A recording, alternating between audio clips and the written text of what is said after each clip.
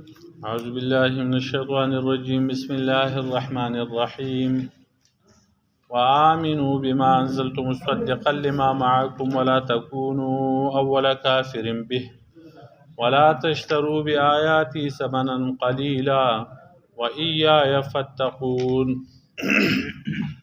ایمان راوړی په کتاب باندې چې نازل کړی دی منګه یا تصدیق کوونکی دی د هغه کتابونو چې تاسو سره دي او مه کېږئ اولني کافر په دې کتاب باندې یا په دې پیغمبر باندې. ولا تشترو بآیاتي او ما اخلئ زما په آیاتونو باندې ثمنا قلیلا پیسې لګي. وإیاي فاتقون او خاص زما نه ویریږئ. مخکې نه بحث د بني اسرائیلو شروع د هغو ته ووي زما نعمتونه یاد کړئ، هغه نعمتونه چې ما په تاسو باندې کړي دي.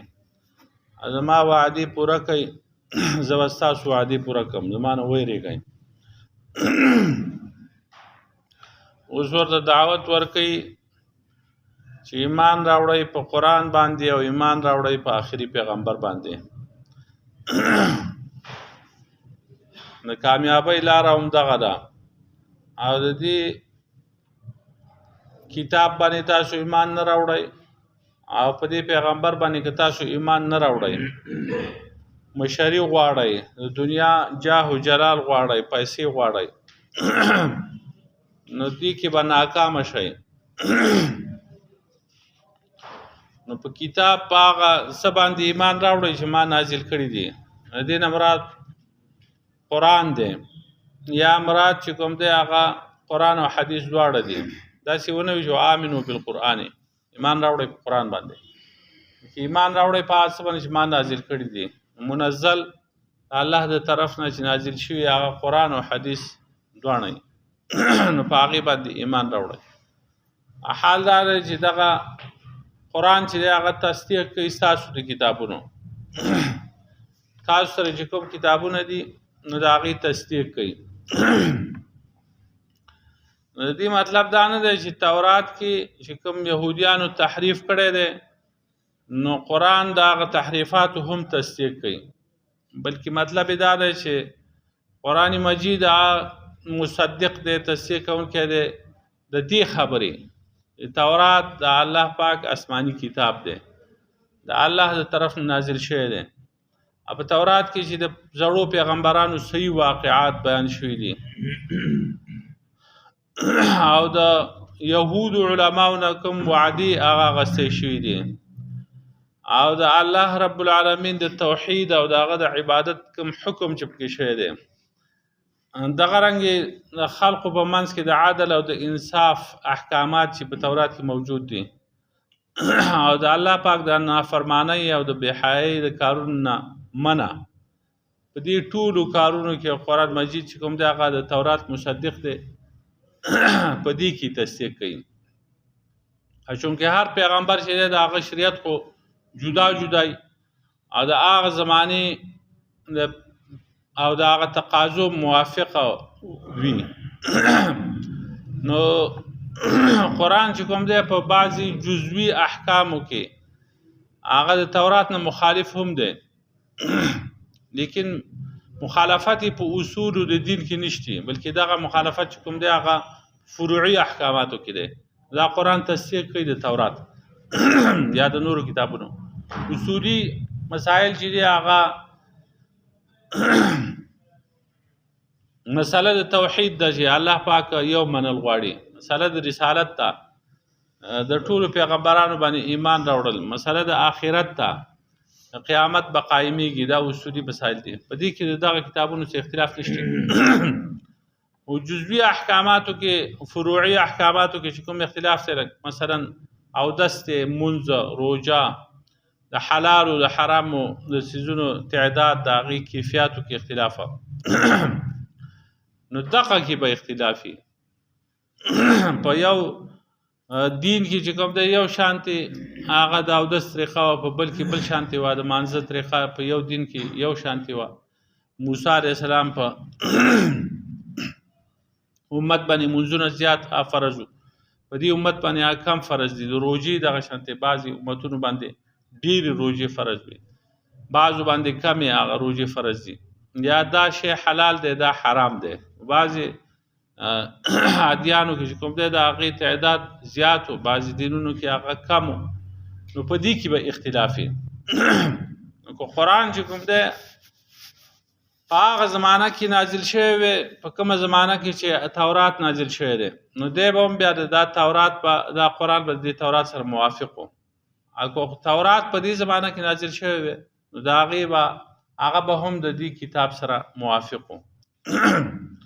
د دې وجې نبي علیه السلام فرمایي، د جابر بن عبدالله رضی الله تعالی عنه نه روایت دی چې رسول الله صلی الله علیه وسلم وفرمایل چې تاسو د اهل کتابونه یو مسله مه معلوموئ، ځکه چې هغوی هیڅ کله تاسو ته هغه هدایت نشي درکولی، ځکه هغه په خپله ګمراه شوي دي. تاسو د هغو نه تپوس وکئ، نو تاسو به د یو باطل خبرې تصدیق وکئ، یا به د حق خبرې تکذیب وکئ، هغه به دروغجنه وګڼئ. او بېشکه یقینا که موسی علیه السلام په دې وخت کې ژوندی وی، نو زما د اتباع نه علاوه د هغه دپاره بل هیڅ شی جایز نه و. موسی علیه السلام به هم زما اتباع کړې وه. نو په هر شي کې قرآن چې کوم دی، په هره خبره کې قرآن دا تصدیق نه کوي د تورات، ځکه چې په هغه کې تحریف شوی. د هغه زمانې ځان خپلې تقاضې وي، نو د هغې موافق احکامات نازلېده.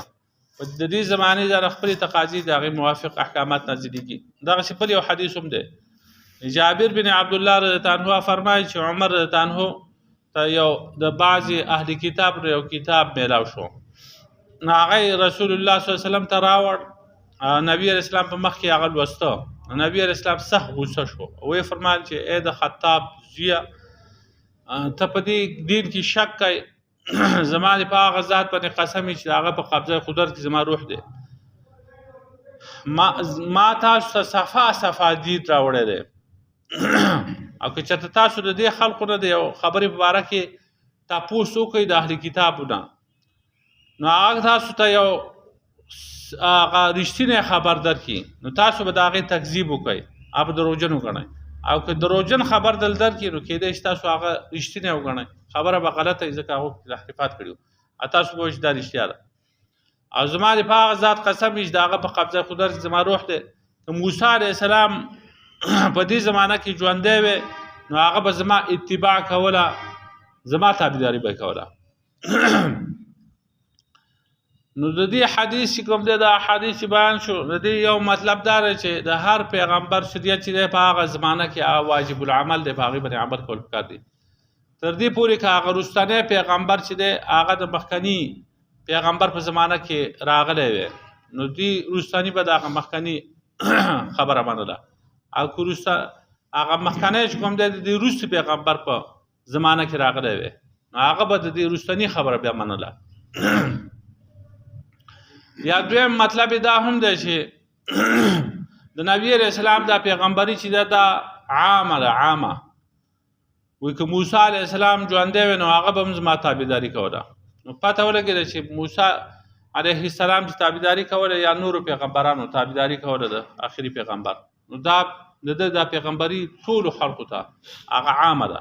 او په دې باندې دا هم دلیل دی چې قرآن کې الله پاک فرمایي، سورة آل عمران 81 نمبر آیت دی، وَإِذَا أَخَذَ اللَّهُ مِيثَاقَ النَّبِيِّينَ لَمَا آتَيْتُكُم مِّن كِتَابٍ وَحِكْمَةٍ ثُمَّ جَاءَكُمْ رَسُولٌ مُصَدِّقٌ لِّمَا مَعَكُمْ لَتُؤْمِنُنَّ بِهِ وَلَتَنصُرُنَّهُ قَالَ أَأَقْرَرْتُمْ وَأَخَذْتُمْ عَلَىٰ ذَٰلِكُمْ إِصْرِي قَالُوا أَقْرَرْنَا قَالَ فَاشْهَدُوا وَأَنَا مَعَكُم مِّنَ الشَّاهِدِينَ.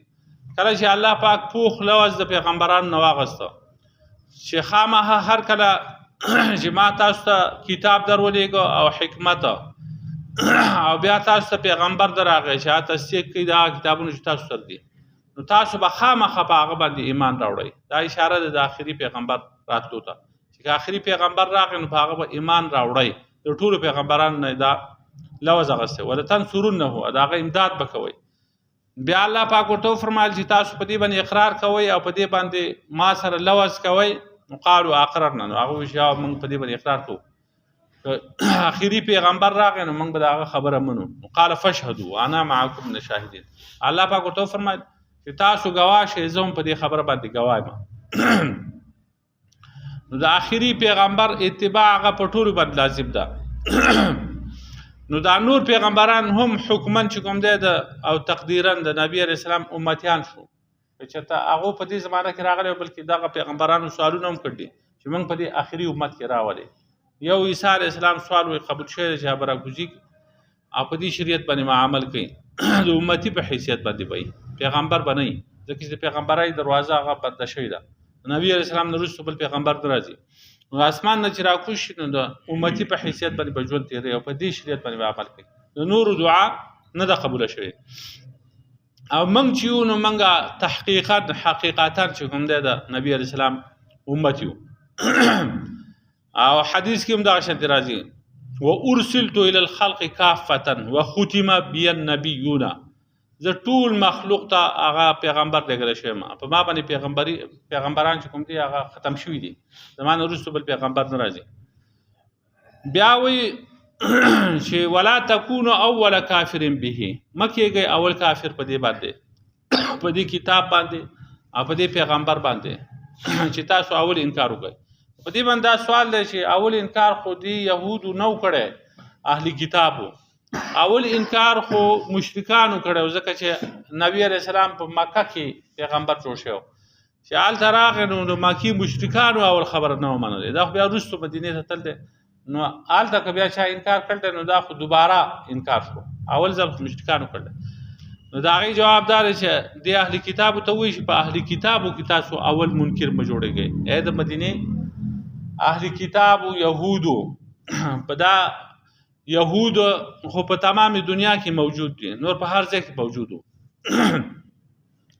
نو تاسو په دې اهل کتابو کې اولنی کافر مه جوړېږئ چې تاسو انکار وکړئ، ځکه چې تاسو انکار وکړئ نو هغه نور خلق به هم انکار کوي، په هر علاقه کې چې بیا اوسېږي هغه به وایي چې هلته په مدینه کې ورته دا پیغمبر نږدې دی چې هغه یې نه مني، خو څه چل به یې پکې دی په حقه نه دی. نو ستاسو اثر بیا قبلی نور خلق به د ایمان نه منع شي، دغه مطلب دی. نو وآمنوا بما انزلت، او ایمان راوړئ په هغه کتاب باندې چې ما نازل کړی دی، مصدقا چې تصدیق کوونکی دی لما معکم، دا کتابونو چې تاسو سره دي. ولا تکونوا اول کافر به، او مه کېږئ اول کافر په دې باندې. ولا تشتروا بآیاتي ثمنا قلیلا، ما اخلئ زما په آیاتونو باندې پیسې لګي. وایاي فاتقون، او زما نه ویرېږئ. په دې کې مسله چې کوم ده هغه د اجرت ده په قرآن باندې، چې په قرآن باندې سړی اجرت اخلي یا په امامت او اذان یا تعلیم او تدریس باندې، دا جایز دی او که نه دی، په دې کې اختلاف دی، دا مسله اوږده ده.